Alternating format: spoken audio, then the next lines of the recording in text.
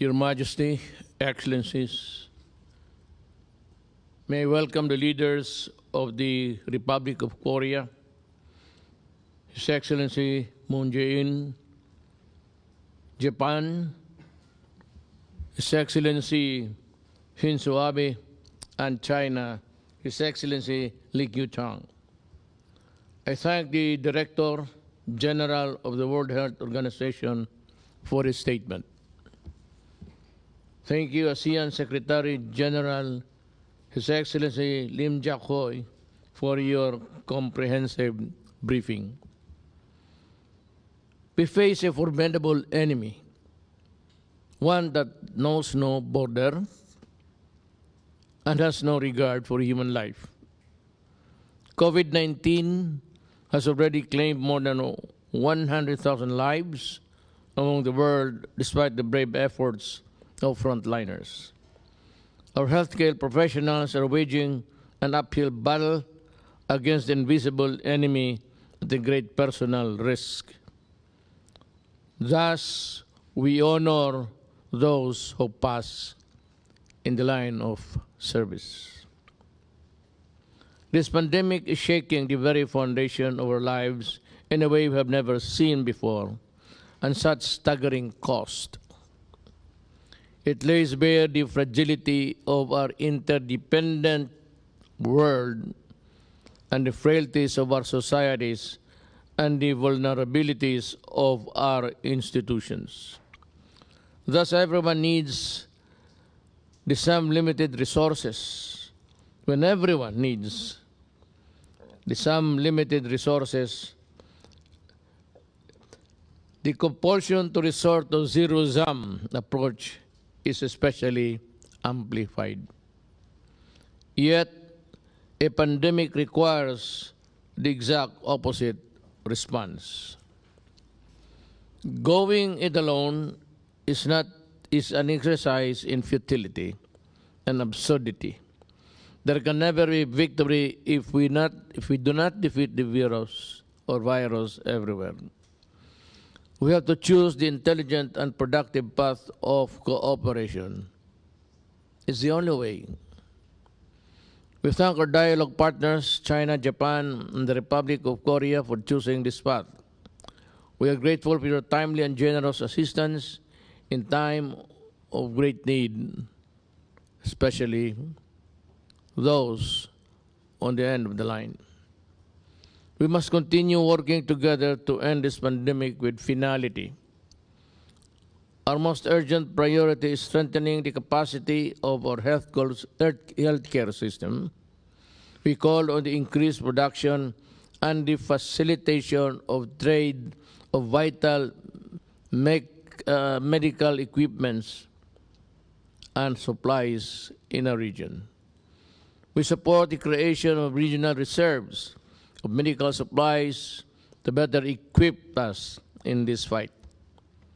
But equally important, we must significantly enhance scientific cooperation, particularly in the area of vaccine and antiviral or viral treatment research and development. The Philippines is ready to participate in clinical trials and medical studies of potential vaccines and medicines such as the Avigan. We are confident our scientists and our experts within and outside our region will rise to this colossal challenge and produce a vaccine or treatment and must be found sooner than later. Our duty then is that of relevant multilateral institutions to make sure that our countries have fair and easy access to vaccines and treatments. Discussions on modalities should be started. Another vital issue for us is ensuring food security. It is imperative that our people do not go hungry. Failure to do so will lead to social unrest with its attendant complications. Imposing unnecessary trade restrictions on staple foods such as rice and other basic commodities will be harmful to everyone.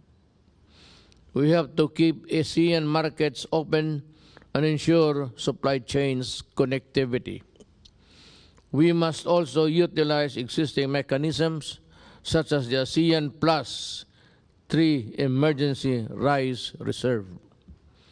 Your Majesty, Excellencies, we are still in the early stages of this crisis, but it is never too early to think of a post-pandemic recovery program. COVID-19 has brought the world to a standstill.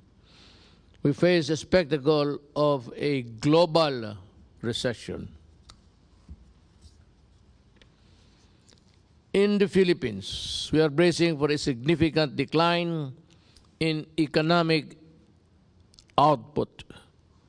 We are instituting social safety nets to soften the blow, including subsidies to 18 million families from the marginalized sectors of our society. Simply stated, we are feeding 18 million families as of today. But this is not enough. We need to rebuild our economies and stimulate growth domestically, regionally, and globally. We cannot know yet the full impact of the pandemic, but what is fast becoming obvious is that the world will not and cannot be the same after this crisis. This is a statement repeated by almost all of the leaders. There can never be going back to what it used to be. This is an opportunity for us to enable us a new crisis normal, using lessons learned from this and other crises. The world after COVID-19 need not be a lesser version of the one before it. The elements of international cooperation that will allow us to overcome this challenge will form the basis of how we will engage one another as we create a new resilient world. The Philippines can only heal together as one country. ASEAN can never recover or can only recover as one region. The world can only bounce back stronger as one global community. Thank you.